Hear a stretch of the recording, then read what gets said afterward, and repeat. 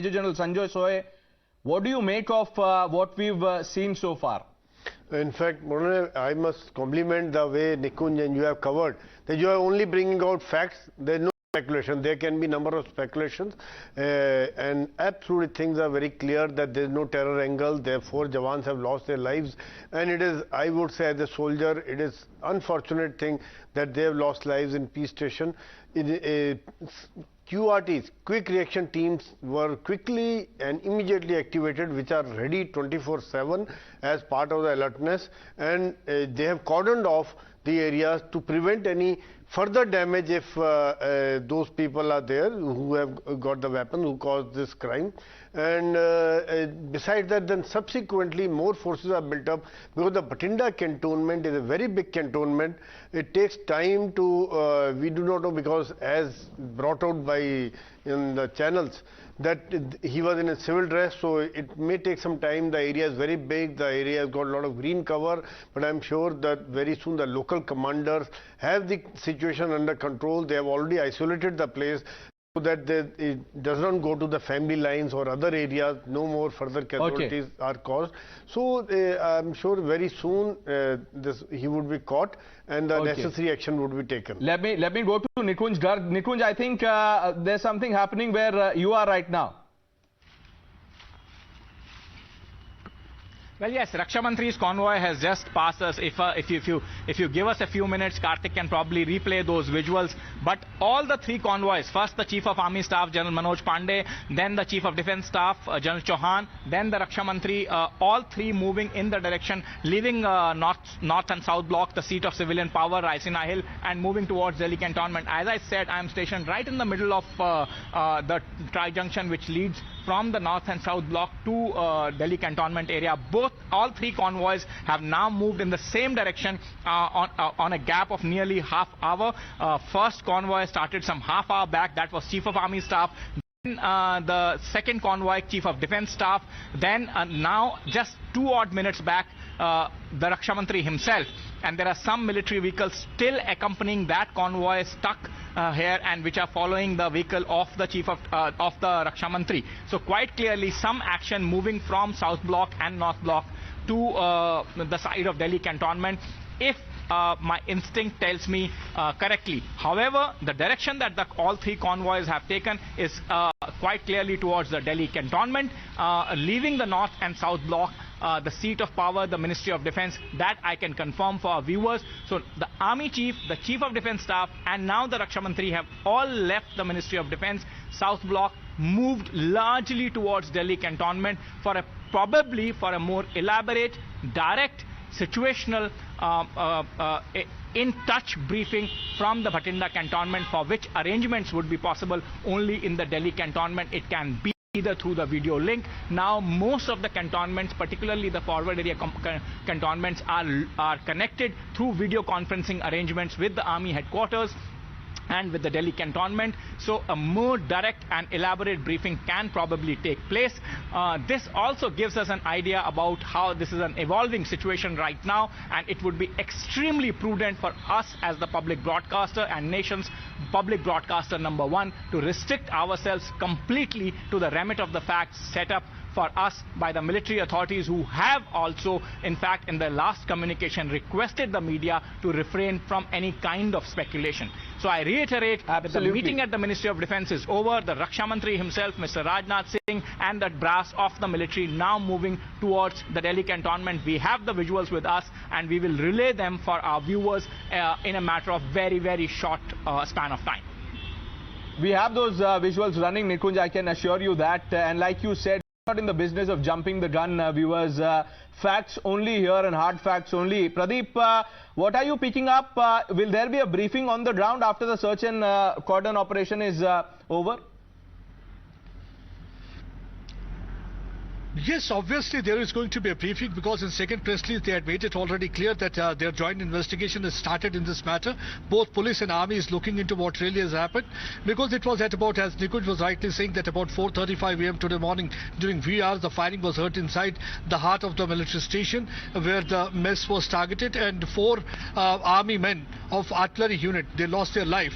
And since then the quick reaction team had been there, area had been cordoned, and overall the military station has been seized. If we talk of this military station, this is home to not only operational unit but also various static establishment, and it's a very vast unit. It comes under the Jaipur based Southwestern Command, and as this area is close to more to Rajasthan than to the hinterland. So far as this operation is concerned, right now the investigation is in this matter is continuing. Yes, there had been inputs that 2 days back one INSAS rifle and 28 cartridges had gone missing, and that's mentioned in this press release also, that they are looking into all aspects including the involvement of that INSAS rifle and 28 cartridges also being ascertained and looked into, because they will be looking into all the aspects before coming out with the final briefing in this regard. Because right now, as Nikunj was saying, that there was a meeting in which the Chief of Army Staff briefed Raksha Mantri Rajnath Singh about the whole situation on the ground. Now they have moved towards the military cantonment area. Once they are properly briefed about the incident, what exactly is happening, because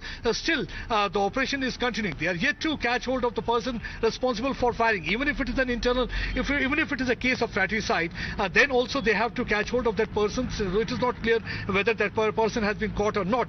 But they are looking to all aspects, because keeping in view the situation on the ground and the keeping in view what really has happened inside military station. Because why this terror attack has so far been ruled out? A reason is, had any terrorist tried to barge inside the military station, obviously he would have tried to first target the sentry who is deployed there, taking care of the military station. Then again, it's not easy because see, all these if we talk about the mess, they are not in the peripheral areas, they are deep inside the military station. So it's not easy walking all the way to the military to that mess and then target personnel. That's one of the reasons that so far this terror attack has been ruled out. But still, we will not be jumping the gun, we will not be speculating on this issue till the final briefing will be there. But all I can say, they are looking into all aspects, including the missing INSAS rifle and 28 cartridges that had gone missing, that they were looking into, that has also been looked into. Okay, Pradeep, just stay with us. Major General Dhruv Katoch also with us. Sir, good afternoon. What do you make of what we've seen so far, sir?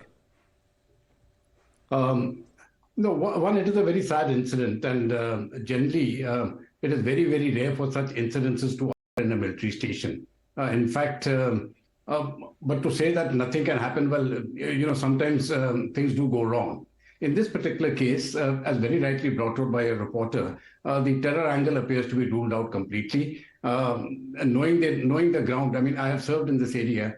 The location where it has taken place, it completely rules out a terror angle. So that is one part of it.